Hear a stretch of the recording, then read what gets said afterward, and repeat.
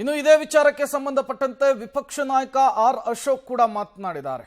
ಕಾಂಗ್ರೆಸ್ ವಿರುದ್ಧ ಇದೇ ವಿಚಾರವನ್ನು ಇಟ್ಕೊಂಡು ಮುಗಿಬಿದ್ದಿದ್ದಾರೆ. ಕಾಂಗ್ರೆಸ್ನಲ್ಲಿ ಡಿಕೆಶಿ ಎರಡನೇ ದರ್ಜೆಯ ಪ್ರಜೆ ಅಂತ ಹೇಳಿ ಲೇವಡಿ ಆಡಿದ್ದಾರೆ.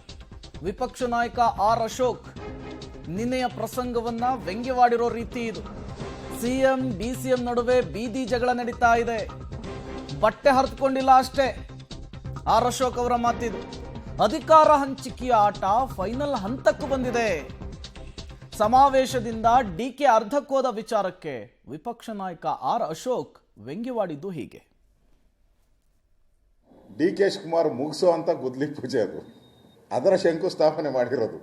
ಡಿ.ಕೆ. ಶಿವಕುಮಾರ್ ಅವರ ಮುಳುಗಿಸುವ ಗುದ್ಲಿ ಪೂಜೆ. ಹಳ್ಳ ತೋಡ್ತಾರೆ ಅಂತಾರಲ್ಲ, ಗುದ್ಲಿ ಪೂಜೆ ಅಂದರೆ ಹಳ್ಳ ತೋಡೋದು ಅಂತ. ನಮ್ಮಲ್ಲಿ ಹಳ್ಳ ತೋಡ್ತೀವಿ, ಗುಡ್ಲಿ ಮಾಡಿ ಅದಕ್ಕೆ ತೆಂಗಿನಕಾಯಿ ಒಡೆದು ಹಾಲು ತುಪ್ಪ ಹಾಕಿ ಪೂಜೆ ಮಾಡ್ತೀವಿ ನಾವು. ಈಗ ಮೈಸೂರು ಸಮಾವೇಶ ಏನು 2,500 ಕೋಟಿದ ಗುದ್ಲಿ ಪೂಜೆ ಆಯ್ತಲ್ಲ, ಅದು ಡಿ.ಕೆ. ಶಿವಕುಮಾರ್ ಅವರ ಮುಳುಗಿಸುವಂಥ ಗುದ್ಲಿ ಪೂಜೆ ಅದಷ್ಟೇ.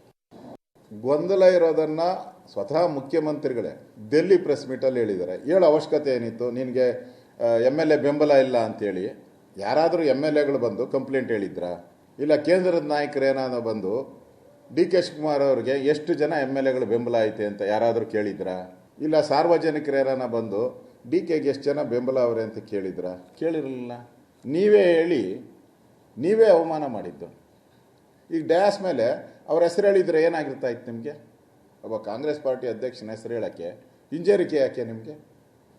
ಮನೆಗಿರೋರಿಗೆ ಎಲ್ಲ ಹೇಳೋಕ್ಕಾಗುತ್ತಾರನ್ರಿ ಅಂತಿರಲ್ಲ. ಅಂದರೆ ಡಿ.ಕೆ. ಶಿವಕುಮಾರ್ನ ಮನೆಗೆ ಕಳಿಸೋವಂಥ ಕಾರ್ಯಕ್ರಮನ ಅದು ಮೈಸೂರ್ದು. ಮನೆಗಿರೋರಿಗೆಲ್ಲ ಹೆಸರು ಹೇಳೋಕ್ಕಾಗುತ್ತಾ ಅಂದರೆ ಮನೆಗೆ ಕಳಿಸೋವಂಥ ಕಾರ್ಯಕ್ರಮ ಇದು. ಅಂದರೆ ಬೀದಿ ಜಗಳ. ಸಿದ್ದರಾಮಯ್ಯನವ್ರು ಹೇಳಿದ್ದಾರೆ ತಂದಿಕ್ಕದಲ್ಲ ಇದು. ತಂದಿಕ್ಕಕ್ಕೆ ಏನಿದೆ ಇದರಲ್ಲಿ? ನೀವೇ ಬೀದಿಯಲ್ಲಿ ಬಟ್ಟೆ ಒಂದು ಅರ್ಧ ಹಾಕ್ಕೊಂಡಿಲ್ಲ ಅಷ್ಟೇ, ಇನ್ನೆಲ್ಲ ಆಗಿದೆ. ಈಗ ನಿಮ್ಮ MLAಗಳೇ ನಿಮ್ಮ ಪರ ಅರ್ಧ, ಅವ್ರ ಪರ ಅರ್ಧ. ಸಿಎಂ ಡಿಸಿಎಂ ನಡುವೆ ಅಧಿಕಾರ ಹಂಚಿಕೆಯ ವಿಚಾರಕ್ಕೆ ಪೈಪೋಟಿ ಇದೆ ಅನ್ನೋದು ಎಲ್ರಿಗೂ ಗೊತ್ತಿರುವಂತಹ ವಿಚಾರವೇ.